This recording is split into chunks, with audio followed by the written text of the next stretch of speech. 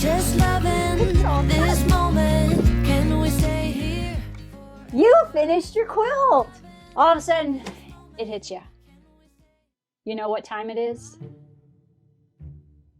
Yeah, you could wait, but eventually, most quilts, you know what needs to happen next, don't you? It can be extra scary the first time one of our new quilts goes under the bubbles. Hi quilty friends, welcome back. So today I'm going to share with you some tips and some guidelines on washing your quilts, and hopefully it will help wash any fears away that you have about washing your quilts. Now, depending on your household and the type of quilt and how much it's getting used, it's generally recommended to wash the quilt at least once a year. If you're using it a lot and it's getting dirty, you may want to wash it a little bit more often, but you want to avoid washing it too much because it will cause the fabrics in the quilt to start to break down. Now, before you put it into the wash, there's some things that you need to do first. One, you want to look over the quilt real carefully and look for any stains or marks that may be on the quilt and treat them. You want to look for any loose threads or tears that may have occurred and trim the threads off and make any repairs to the quilt.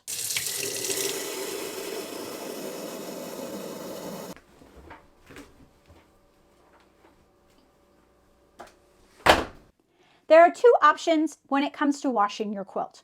There's machine washing, which is generally recommended for a quilt that has been machine quilted and bound and maybe a little hand binding on it.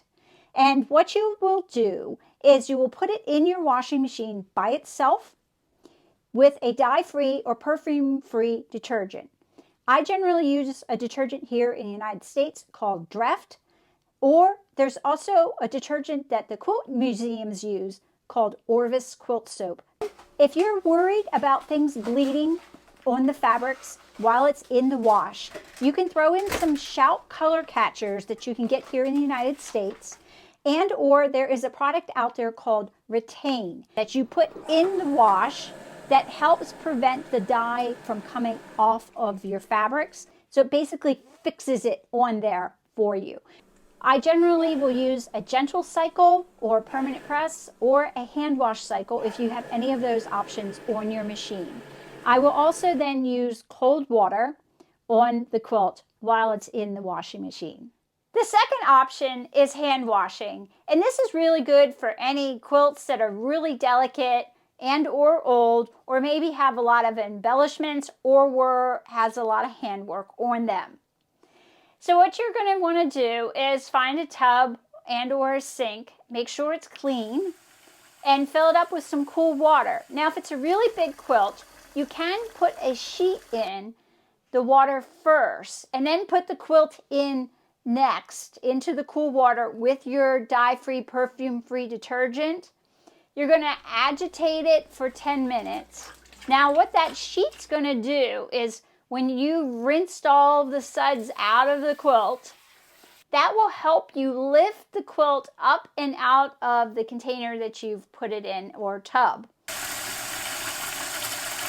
You can mix in about a half a cup of distilled vinegar in one of those rinses to help get out any detergent, brighten the quilt, and it will also soften the quilt. So when it comes to drying, you kind of have some options here. If you would just put your quilt in the washing machine, you can put that then in the dryer. I typically use a cooler setting, and I usually just let it go to a damp, dry stage, and then I let it air dry the rest of the way. The other option is just to air dry the quilt completely.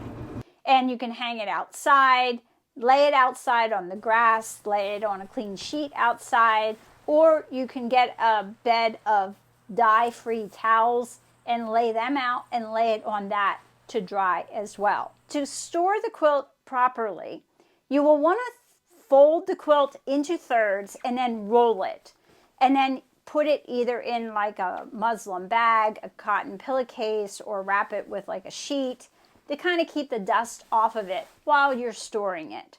You want to avoid putting it in a plastic bin or a cardboard box. You also want to make sure that you are keeping it in a temperature-controlled environment. Now, if you're going to be storing your quilt for a long period of time, it's recommended that every 6 months that you take it out, unroll it and fold it and air it out, and then refold it in a different direction. The reason is that what happens is you'll get some really deep creases in your batting over time and they won't come out. So I'm going to pull, I put 2 color catchers in with my quilt, so I'm going to pull them out, kind of see how much dye or if any came off with this particular quilt. Let's see here. Okay, so there's a little bit of dye on there. I don't know if you can see that. I put 2 in, and so it was probably a good thing I did that. So I have my quilt. I've hung it up here in my bathroom. This is a special one. This is the first quilt that I actually made for myself and kept. All the other ones I made, I gave away. And I also fully quilted this one as well, free motion quilting. So this was my first free motion quilting that I did as well. And I hadn't washed it, so this was the first time it went in the wash or under the bubbles today. And just to show you that, you know, even with your most special quilts, it can still be a little scary. But I soldiered through with it today, and it came out great. So I'm really happy I actually got it washed for the first time today. I would love to hear from all of you any tips or tricks that you might have for washing your quilts that you would like to share with us down in the comments. As well as if you like this video, do click the like button and subscribe. It does help my channel. But for now, I wish you all well, and most of all, be quilty.